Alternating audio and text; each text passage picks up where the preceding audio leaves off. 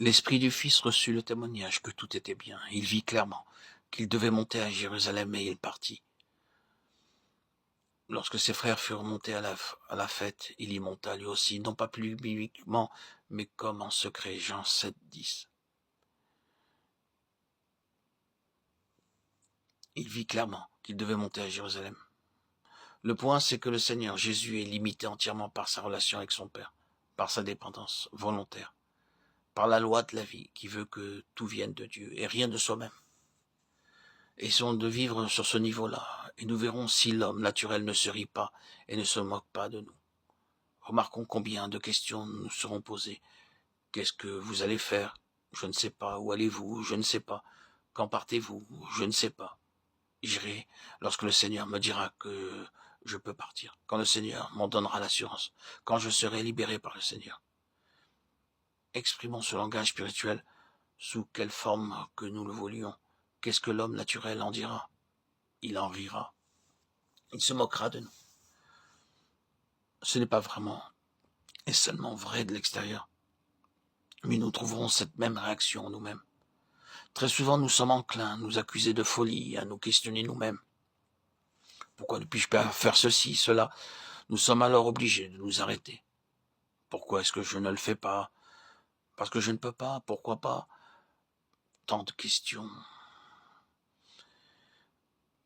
qui se bousculent dans notre esprit.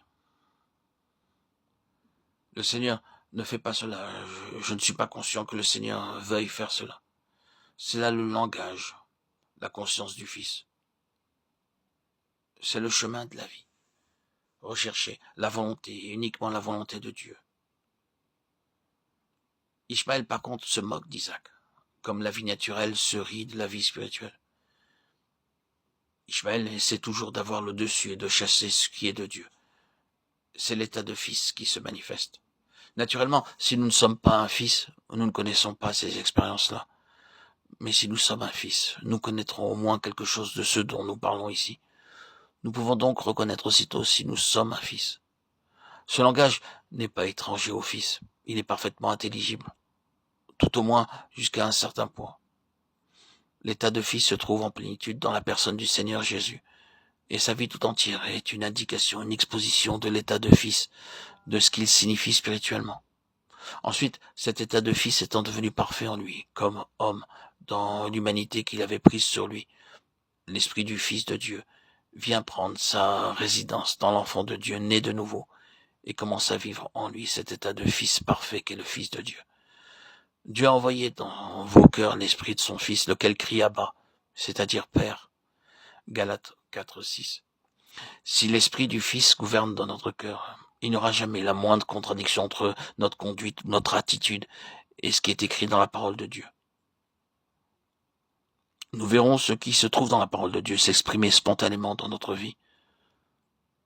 Nous ne prenons pas en premier lieu la parole de Dieu pour essayer de nous conformer à elle par une application extérieure. Par l'Esprit qui demeure en nous, nous sommes rendus conformes à l'image du Fils de Dieu. Et cela signifie simplement conforme à la révélation que Dieu nous a donnée, soit dans la personne de son Fils, soit dans sa parole, car il n'y a aucune contradiction. C'est ce que demande l'état de Fils. S'il y a une contradiction entre notre conduite, notre marche, notre attitude et ce qui se trouve dans la parole de Dieu, quelque chose est intervenu pour porter atteinte à la vie, est venu entraver l'esprit du Fils. Quelque part, nous sommes sortis du vrai chemin, et celui que nous suivons n'est pas le chemin de la vie. Il peut nous sembler bon, mais il y a une telle voie qui semble droite à l'homme, et dont l'issue aboutit à la mort. Proverbe 14, 12. Or, l'esprit du Fils est ce qui nous illumine et nous éclaire pour nous garder dans le chemin de la vie.